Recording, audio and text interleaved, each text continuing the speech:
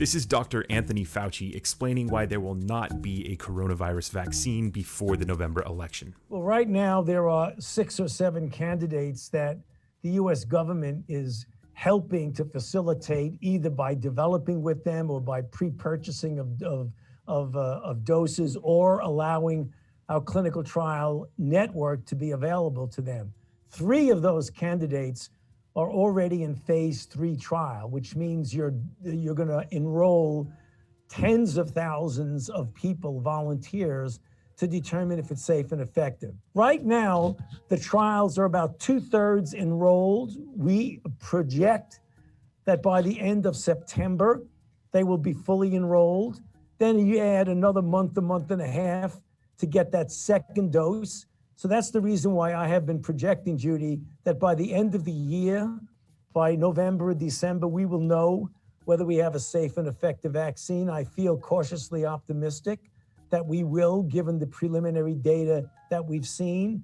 And then there are a couple of other vaccines that are going to go into phase 3 trial at the end of September and then October. So sequentially, you have a lot of the candidates in play, which really is the reason why we're optimistic that we will be successful with one or more, and that will likely start taking place by the end of the calendar year 2020. And that wasn't the only time in the interview Fauci was critical of Donald Trump. Here he is bluntly condemning his response. If you look at the country as a whole, we need to be doing much better than we're doing, that's for sure. Fauci also called out the clinical trials for not doing enough to represent minorities. One of the things that I think we need to do better on, we've got to get a higher percentage of minorities into the clinical trial so that when we get the data, we can say that it applies equally to the minority communities, African American, Latinx, Native Americans, and others, because we want to make sure that when we say that something is safe and effective, we mean it's safe and effective for everyone.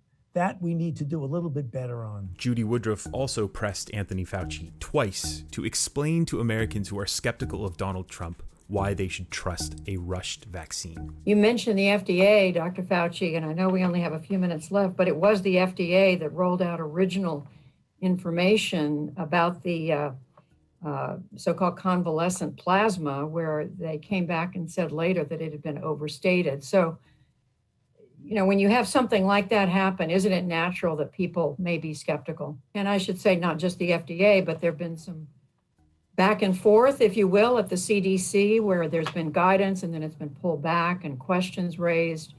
You know, I have to ask the question again, how can the American people be sure they're getting straight science from these government agencies? You know, again, it's not going to be easy given what's gone on before. We just have to keep being quite transparent. You know, I have been, right from the beginning, always quite clear in how I feel about the importance of the integrity of the science and the integrity of the decision-making process. And I and many of my scientific colleagues will continue to be very vigilant about that. Finally, Anthony Fauci encouraged Americans to listen to health experts in order to end this pandemic sooner rather than later. You know, Judy, it is. It's what I said before, to really essentially get people through the frustration of having been in this for so many months, that we need to hang in there together. This will end, and it will end even sooner if we continue to go by the public health measures that have been recommended time and again for so many months. Thanks for watching this episode of Reflect. My name is Brendan Plank. I will see you in the next one.